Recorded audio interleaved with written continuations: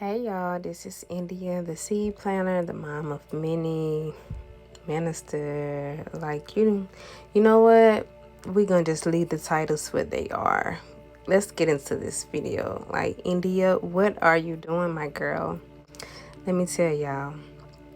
I know y'all probably think I'm crazy. My husband's like, we are not in the slavery days. Like, what are you doing? So let me tell y'all know, if you haven't known, if you haven't watched any of my previous videos, I am now working from home. So we used to like cut the grass and stuff ourselves, but then there's this company that will come out to do the neighbors' yards. Granted, they've gave us a business card before, but it be so many different companies passing by, like leaving their brochures at your door, walking up to your yard, even when you have that no soliciting sign. Like, yeah. So all I know is I know the vehicle and I know the workers that come door to door from side to side, like from on the right side and the left side, because they do a few of the neighbors' yards. So this particular day that they came, I was in his closet working what I'm doing right now, being that I finally had the time to doing this voiceover.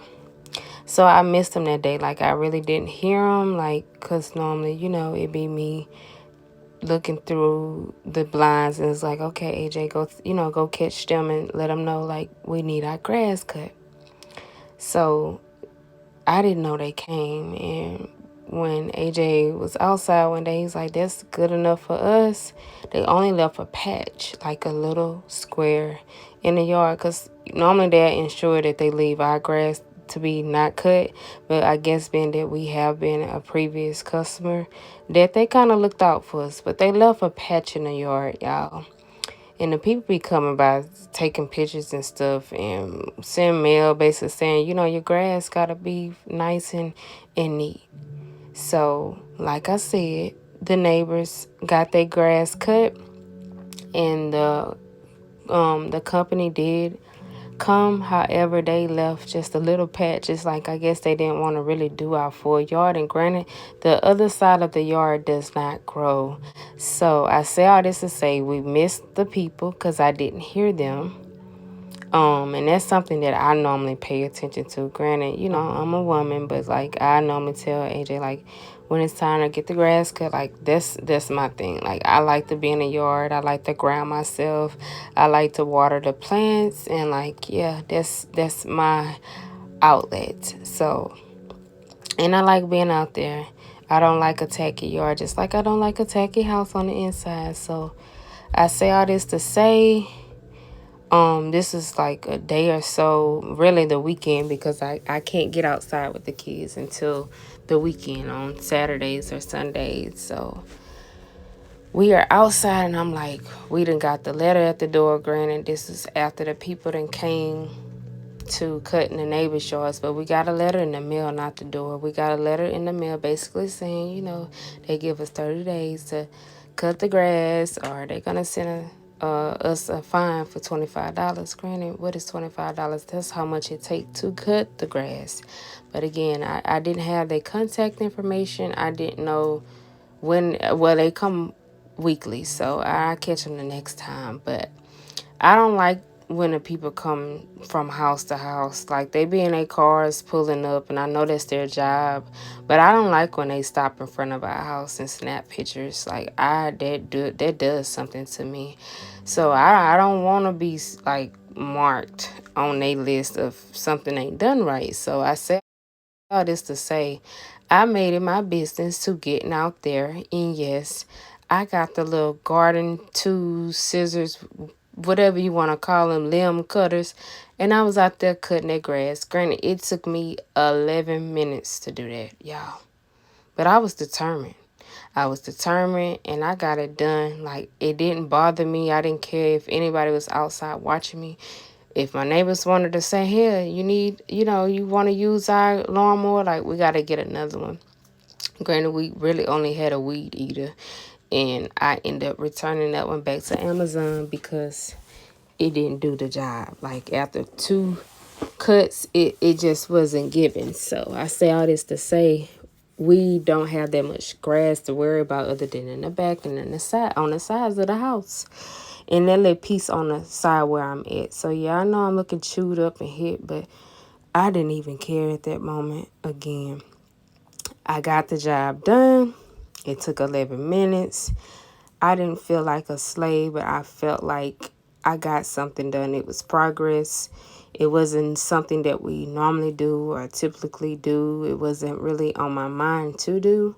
But I said, why not? The people cut all the rest of the grass on this side of the house, closer to the neighbor's side. So why not go ahead and trim this down so that way if the people pass back through on the Monday, they ain't got nothing to worry about over here. They ain't got to stop. They ain't even got to look because it's even out with the neighbor's yard. So, yes, I say all this to say I finally got it done.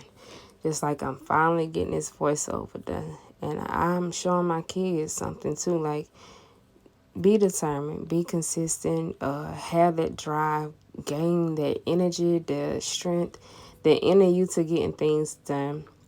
No matter what, no matter if anyone is out there looking at you, helping you, offering you assistance, or telling you you're crazy from doing it, don't allow the distractions to be so noisy in your ear. So yeah, that's me doing what I do. Normally what I don't do, but I got it done. You know, that's all about it.